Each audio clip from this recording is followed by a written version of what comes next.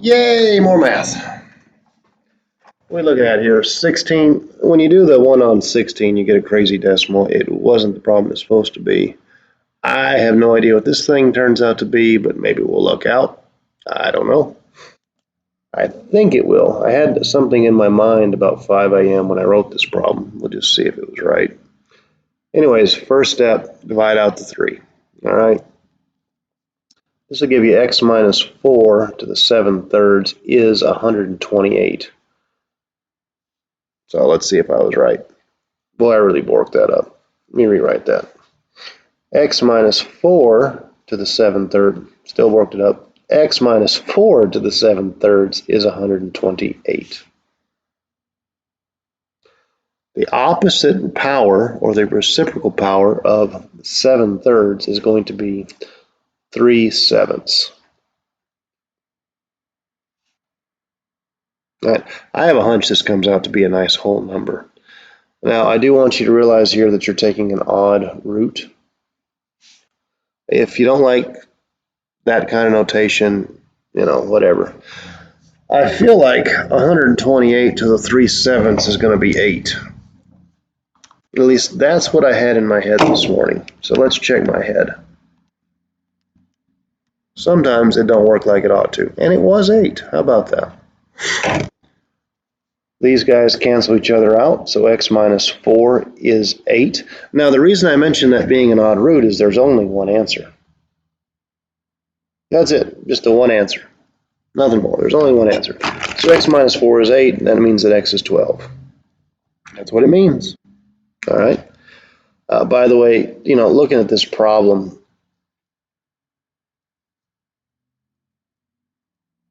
I could have y1 and y2'd it. Don't you forget little things like that. Don't forget little things like that. All right. 17, 4 f of x. I say that, but also make sure you can do steps. All right. Make sure you can do steps. 4 f of x is 3 times 1/2 to the x plus 2 minus 4.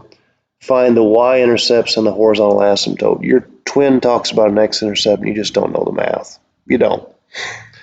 So here's something similar. It's 4 times 1/3 of x minus 2 plus 5. I'll show you how to do this by hand. I'll show you how to do it with technology. I'll show you both because it'll definitely make the horizontal asymptote make more sense. But first I'll do it by hand. To find a y-intercept, we literally let x be 0. That's what we do. So the y-intercept is going to happen when that x that I see is a 0. And I get that. I'll clean that up a little bit. I know that most of you have no idea what 1/3 to the -2nd power is. I swear to you it's 9. I swear. Take 1/3, you rooftop it to the -2nd, it spits back a 9. Okay? But the truth is, on a test, you don't have to worry about that. You could actually just type in the original function. You don't know what 0 minus 2 is because you're that kid? 0 minus 2 up high. All right? Add 5. You're going to get a nice whole answer. It ought to be 41. And it is 41. So my y-intercept, which happened when x was 0, happens to be 41. What's up next about this thing? It talks about this horizontal asymptote.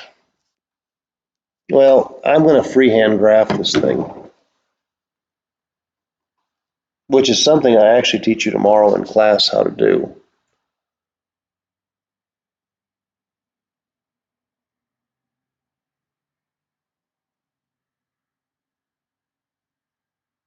Anyway, sorry, I lost where I was. You shift the x-axis right 2, and then you shift it up 5. That was right 2, up 5. And that looks like an exponential growth function, which would look something like this. It's going to flatline on that upward shift. The horizontal asymptote is always y equals 5. I was making sure I was looking at the right problem, the similar problem, so the original. Let me go get the door and I'll be right back.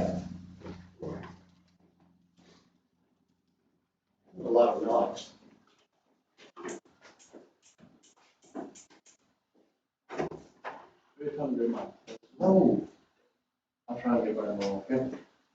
Sorry for that. No, you're okay.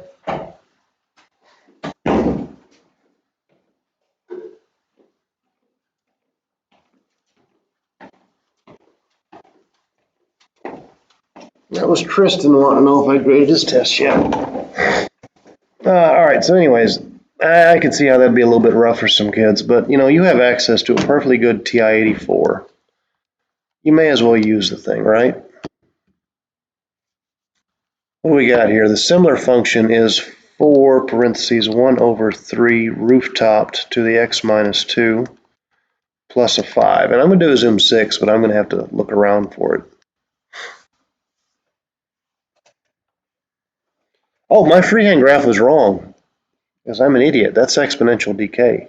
Oops. Here I am being a math teacher.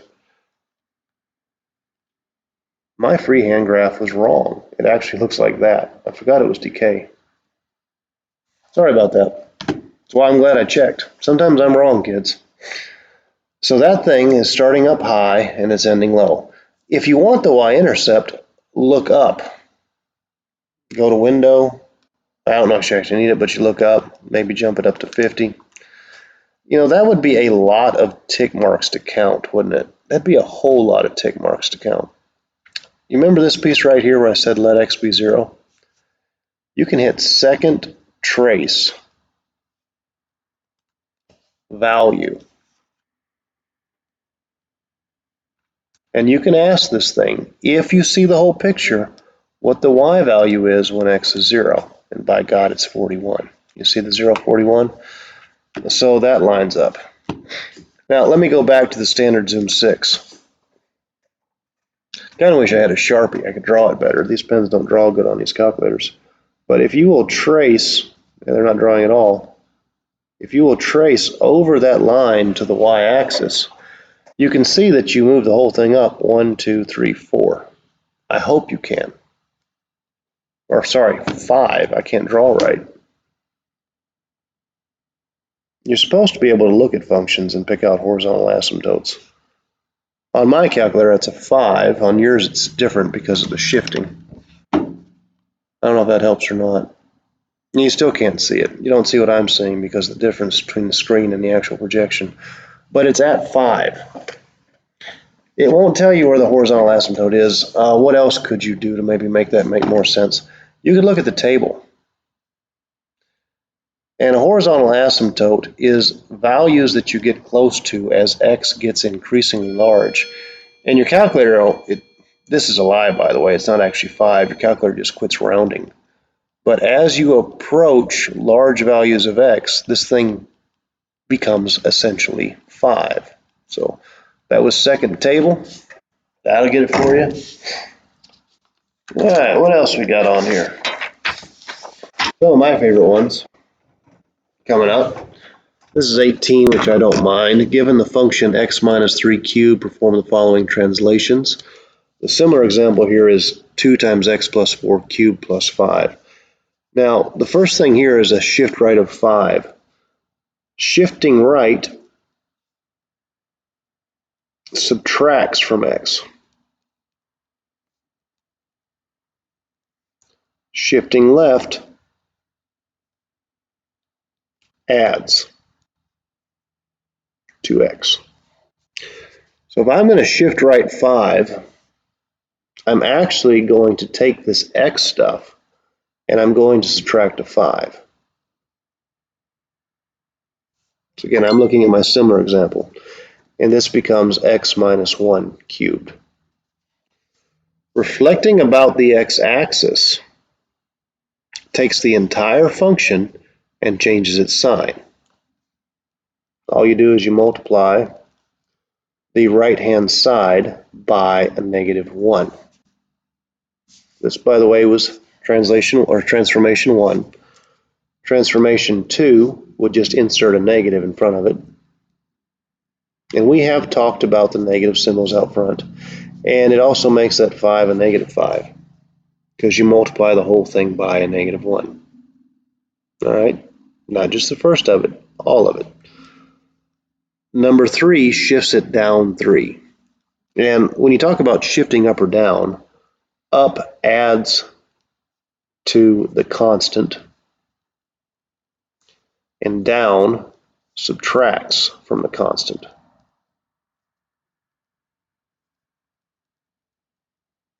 So I start talking about step 3.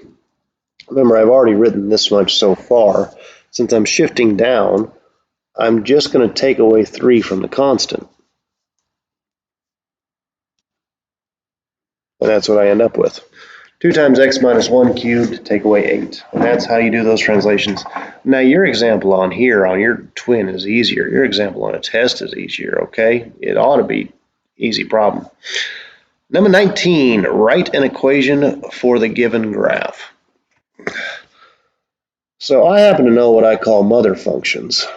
And y equals the cubic root of x happens to look like this, which I believe I'm supposed to talk about on a Thursday. Just saying, I'm supposed to talk about it. So this looks like something cubed. The form that I will likely teach you to do these is probably going to be either y equals a times the cubic root of x minus h plus k, or, and I have a hunch because I know me, and this is what I'll use when I do this video, y equals a times x minus h to the 1/3 plus k. Now h and k is as it's always been, is the center. All right, it's the center. This graph has been shifted from the origin to here. If you know mom, you'll understand that. But this is essentially the center of the graph. The center happens to be at 6, 5. And again, that gives me my h and my k value. Now, to actually write the equation, I need one more point. On your twin, they're given to you. Here, I don't know why, but I didn't. This looks like a pretty darn good point. This is some point 5, 4, if I'm looking at my x and y axis correctly. All right, here's the form, plug crap in. As always, the way I do things is I plug in h and k first, and then I worry about plugging in other stuff. But you guys complain it's hard, and then you don't do things the way I do. You do your own thing. I do easy stuff. You do hard stuff. So I plugged in the 6 and the 5, just as they are. Now I'm going to take this little dude right here. That's my x, that's my y, and I'm going to plug them in too. So 4 is a times 5 minus 6 to the 1/3 power, add a 5. That 5 is a little bit too high. It's not supposed to be an exponent. So this piece right here needs to be done. You know, what is 5 minus 6 to the 1/3? I hope you know it's -1, but you know, you may not. And when you take the cubic root of a -1, you still get a -1. So 4 is a times a -1, and then add the 5. That is a separate thing. Subtract. -1 is -a, so a is 1. Really? I thought it was supposed to be something else.